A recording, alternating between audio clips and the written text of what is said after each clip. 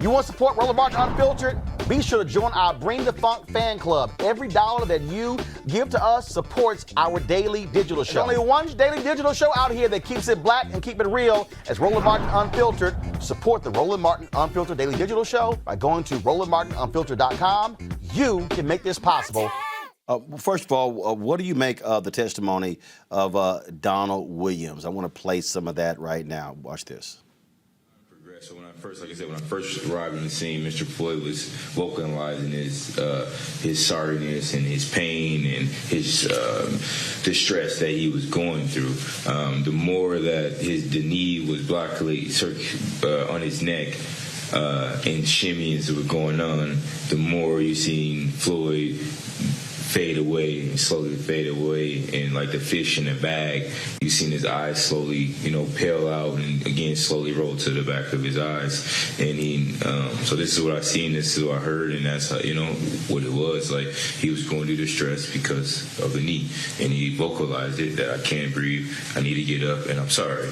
And his eyes slowly rolled to the back of his head. You seen the blood coming out of his nose. You heard him tell him before he stopped speaking that my stomach hurts. And those, most of the time, is the last bowel movement of your life. So from there on, he was lifeless. He didn't move. He didn't speak. He didn't have no life in him, no more on his body movements. During that time period, did you notice anything about his breathing that was significant to you? Yes, just like in MMA, you could tell when someone gets tired, or you could tell when someone's getting choked out or things like that. His breathing was getting tremendously heavy and tremendously harder for him to breathe, and you actually could hear him. You could see him struggling to actually gasp for air while he was trying to breathe, and he barely could move while he was trying to get air.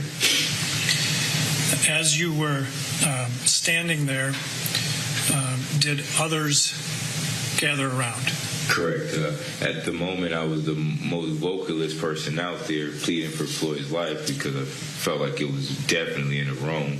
And there was, at one point in time, a medic came on scene, and she spoke on checking pulse, what made me even go even more harder, because I heard it, and then I registered it, and like, oh, you do need to check his pulse. Oh, he is not moving. Like, oh, you just killed this man, And so her expertise was like, look, he's fading away. You need to check.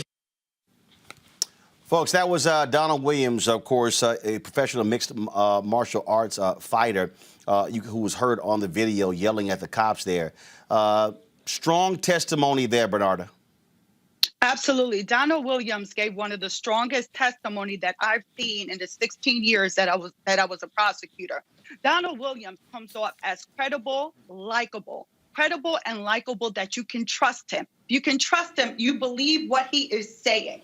And with that, think about the most important word that we heard from there is that, number one, he was like a fish out of a bag of water. In addition to that, Derek Chauvin was shimmying on the neck of George Floyd. Shimmying is going to be a word that's going to be used repeatedly during closing arguments. And I think that is one that the jury is going to be able to accept. So the next phase here, obviously, if you're the defense, they want to make this all about drug use. They want the jury to believe that George Floyd died because of drugs in his system. That's what their whole plan is. Absolutely, Roland, because what happens is that in any homicide case, you have to prove manner and cause of death. Manner of death has to be homicide. And then the cause of death has to be as a result of the actions of the defendant. If you do not prove manner of death being homicide, if you do not prove that Derek Chauvin was the one who actually caused the death of George Floyd, then you cannot find him guilty of any of the three charges. So that is the focus that Eric Nelson is going to have to take if he has any chance in trying to get Derek Chauvin acquitted. But in the end, like was emphasized by the prosecutor, George Floyd was on drugs for years. and he was walking around, and without any issue did he die during that time. It wasn't until May 25th when Derek Chauvin put his knee on the neck of George Floyd for 9 minutes and 29 seconds is that he actually died. Bernardo Villanova, we certainly appreciate it. Senior trial counsel for the Joey Jackson Law Firm. Thanks a lot. Thank you for having me, Roland. All right, folks, back to our Roland Martin Unfiltered video in just one moment. It's time to be smart. When we control our institutions, we win. This is the most important news show on television of any racial background. Y'all put $2, $3, $4, $5, $10, $15, $20, $30 on this and keep this going. What you've done, Roland, since this crisis came out in full bloom. Anybody watching this, tell your friends. Go back and look at the last 2 weeks, especially of Roland Martin Unfiltered. I mean, hell, go back and look at the last 2 days. You've had sitting United States senators today, Klobuchar and Harris. Whatever you have, you can bring to Roland Martin Unfiltered to support it, please do, because this information may literally save your life. Watch Roland Martin Unfiltered daily at 6 p.m. Eastern on YouTube, Facebook, or Periscope, or go to RolandMartinUnfiltered.com. Support the Roland Martin Unfiltered Daily Digital Show by going to RolandMartinUnfiltered.com.